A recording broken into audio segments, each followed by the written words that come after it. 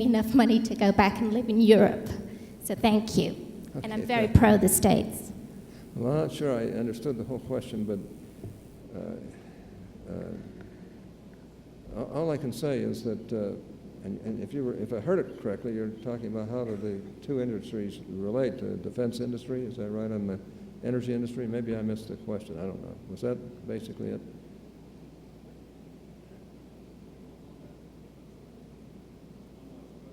I can hear you if you yell.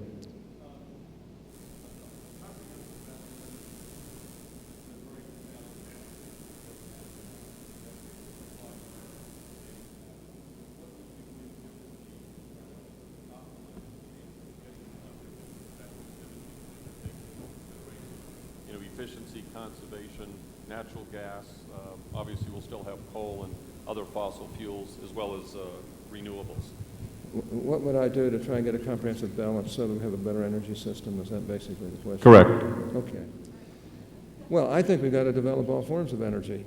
Look, we all know that nuclear energy is the cleanest energy there is.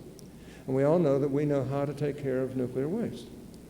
One thing I would do in the nuclear field, and I've gone to Senator Reid on this, and we have a Reid-Hatch bill on this, is I would start substituting for uranium, thorium.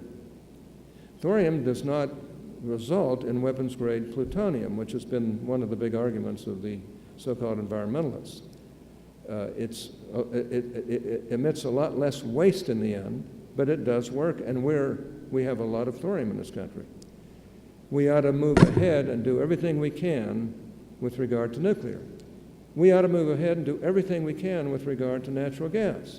As you know, it's very difficult. In Utah, we had 131 parcels that had gone through years of studies and regulations and federal interference, and we finally got them ready to go. SUA, the Southern Utah Wilderness Alliance, basically supported by people outside of our state, sues against 71 parcels, and to stop that in federal court.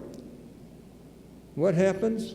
Our Secretary of Interior, from Colorado, by the way, a guy I happen to like, a friend, but I think is wrong on a lot of things, he comes out here and he just, by legislative fiat, lifts the 71. When this is in federal court, where the judges will have ability to resolve it, and I know they would resolve it in favor of the people who had, of the bidding process.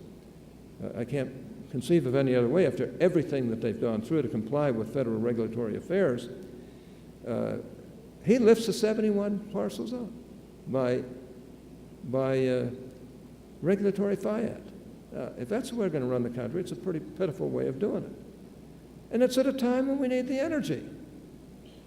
Now, you get into offshore, to put a moratorium on offshore, those rigs are expensive. They're not going to stick around here for 6 months or more, knowing it's probably longer with the way things go on in Washington. And we could lose those rigs. We could lose that advantage, even though it's a catastrophe down there. But then again, what are they doing about it? I know of at least 2 or 3 programs that probably would have solved the problem. You can't even get to them. And I have to say, BP seems to just hold on to this, and we're not getting the kind of leadership. The governor's going crazy down there. He doesn't have any authority. He can't do anything. It's all federal. The skimmer ships that were going to volunteer, they stopped those and wouldn't bring them in like they should. There are all kinds of problems there. But so we have one well that really went bad, and it's terrible environmental disaster and economic disaster. But the fact of the matter is, 30% of our domestic oil comes right from there. And we can't ignore that. And there's plenty more there. What about Alaska? I mean, my gosh. I mean, I don't know how many of you have been up there and seen that beautiful wilderness. Let me tell you. But there's oil and gas there that would help us. Let me go a little bit further. What about natural gas? Why can't we get the leases? Why can't we do the things that will develop natural gas? Why can't we get the doggone Boone-Pickens bill through? Almost everybody that I know, even those who are more radical on these issues, pretty well agree that Pickens is onto something here, that he's right, that all the millions that he has spent, in educating America has educated them. And yet, I hope before the end of this session, we will bring it up. We will pass it if we bring it up. And that would spur all of you even further than you are right now. Then, of course, dirty old coal, we all know that's a terrible resource, but we have the largest, probably the Saudi Arabia of coal right in Utah in the Comparowitz Plateau of clean burn, high moisture content, low sulfur content, and really environmentally sound coal. Why aren't we developing that? No, they tied it up, Clinton tied it up in a national monument, which is only supposed to tie up limited uses of lands where there is justification to do it. Well, let me finish with this. He's told me I'm out of time, so I'm going to just finish with this. As you all know, I'm a Mormon by religion. Well, about the turn of the last century, the Mormon church was run by about 25 general authorities. And they decided to call this old mule skinner to become a general authority. His name was J. Golden Kimball. He was 6 foot 4 inches tall, weighed 147 pounds, tough as nails. And this was a very spiritual position, and the only problem with him was he couldn't quit swearing. He was a mule skinner.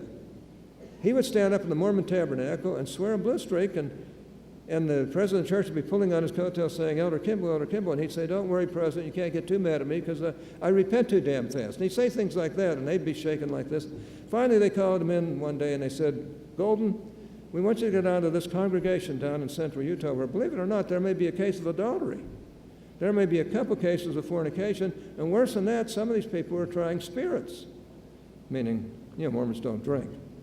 So Golden gets in his Model A Ford, he drives down there, he gets up in front of that congregation with a sheaf of papers in his hands, and he lambasts them, he swears at them, he's yelling, he's cursing towards them. People came from miles around just to hear him speak. And he talked in a high falsetto voice, like this.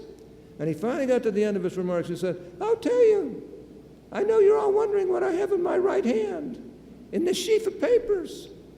I think you want to know what's written on it, don't you? And they said, yeah. He said, well, I'm going to tell you. It's the Lord's shit list, and you're all on it.